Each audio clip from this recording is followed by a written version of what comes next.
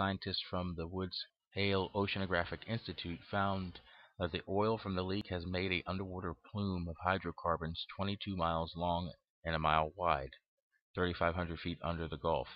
There is also some concern that the chemicals used to break down the oil might pose a health risk to people swimming in the waters near the spill, and possibly contaminating the seafood in the area with these chemicals or with the oil itself. The government has stated that the seafood recently fished out of the area is safe according to their findings. Unfortunately, this accident will have some negative effects on oil exploration in the Gulf. It will, at least for a time, make it more difficult for oil companies to drill in the area and create more expenses in oil exploration.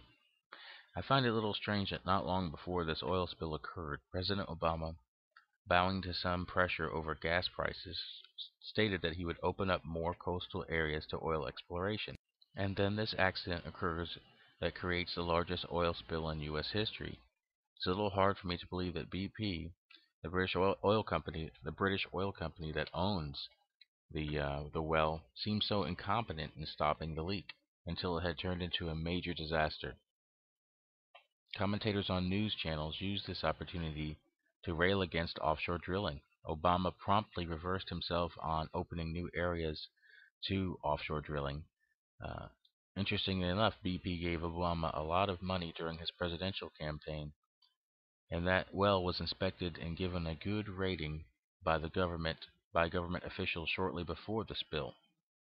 Another aspect of the spill that may hold prophetic implication is that when the pictures and videos were taken of the oil in the water seemed to look red. It had a red sheen about it. The Bible in Revelation speaks of the oceans turning red as blood. Speculation as to what could turn the seas red with blood usually focused on red tide, a type of algae bloom that can turn the water red and kill the fish in the water from lack of oxygen. Now it seems that oil leaking from an underwater well could cause the same effect, and the possibility of a massive oil spill in oceans somewhere in the world during the tribulation would be likely. Between wars and possible meteor strikes and earthquakes, last month I noticed a news article that piqued my curiosity. It stated that the police were searching for 13 people from a cult-like sect. This small group out of Palmdale, California, had left letters behind indicating that they were going someplace to await the rapture. They also left behind cell phones, identifications, and deeds to property.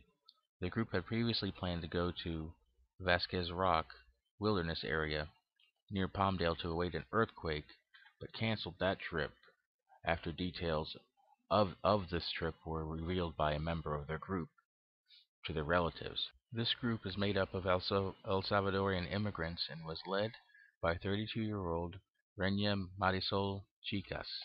The group would later be found at Jackie Robinson Park near Palmdale.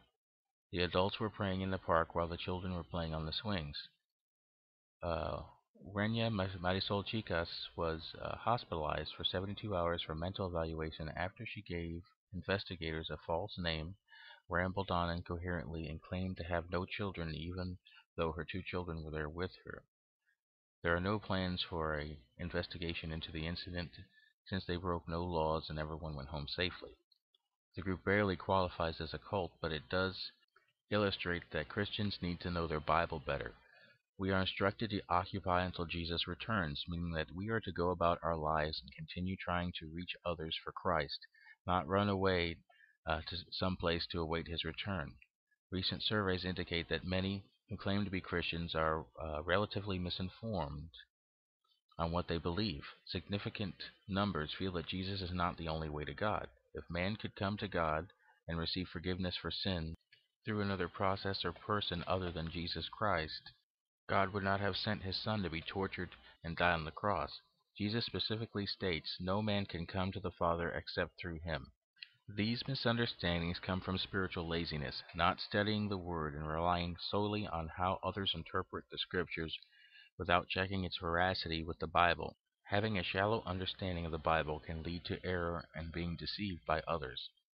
In the last days, we need to know what we believe And why? Because events may come that will try to shake your faith. If you are properly grounded in the Word and prayer, your faith in Jesus Christ will be unshakable. A UFO cult has filed a lawsuit against Pope Benedict, the head of the Catholic Church. The Raelian movement is led by a Frenchman named Rael, who claims he was visited by aliens, and his mission is to prepare humanity to welcome them. He also claims that the aliens created human beings. The group garnered a lot of attention in 2002 when they claimed that they cloned a human. In the end, there was no verification that the child born was a clone. The Catholic Church denounced the group publicly, stating its position against cloning people. It was later learned that the Raelian group uses sexual coercion to get people to join the group. Recently, the European branch of the group filed a lawsuit in British court against Pope Benedict for his part in covering up sex crimes committed by priests when he served under Pope John Paul II. They claim that he violated international child protection laws and also claim he violates human rights laws when he stated that condoms don't stop the spread of AIDS. Recently, Pope Benedict has been under attack over the pedophile priest scandal, and the Raelians are just one of several groups pushing this issue. One of the Pope's astronomers said that he would be delighted if intelligent life were found among the stars and that aliens might have souls and could be baptized if humans ever met them. Guy Magno is curator of the Pope's meteorite collection and is a trained astronomer and scientist at the Vatican Observatory. In recent years, the Vatican has issued statements accepting the possibility of alien life, and in other statements by Vatican officials suggested that aliens could be free from sin and be in an unfallen state.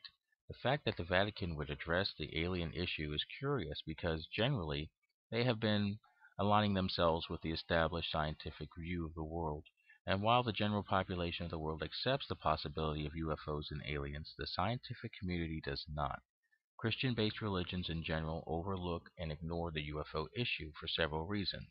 One, I think, is because they consider the subject is too far out there and residing in fantasy and not based on reality.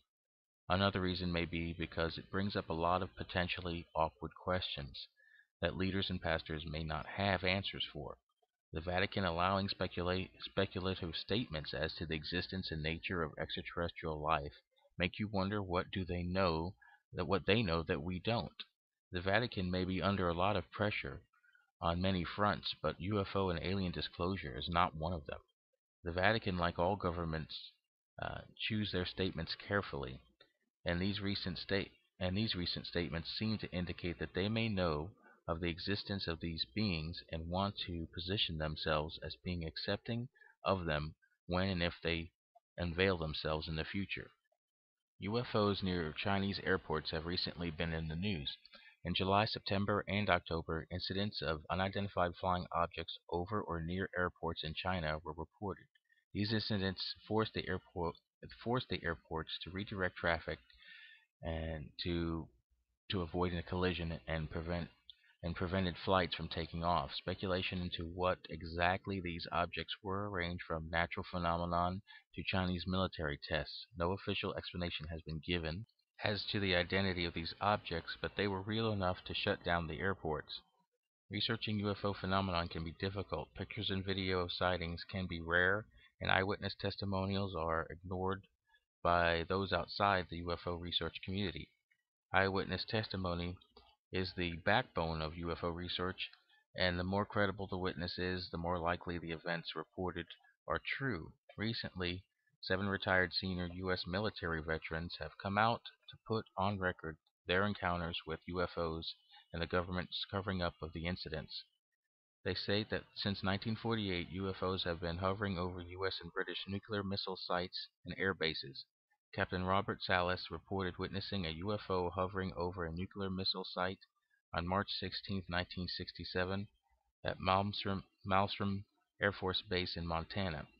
Captain Salas also stated that 10 Minutemen nuclear missiles shut down, and that the same thing happened again. Another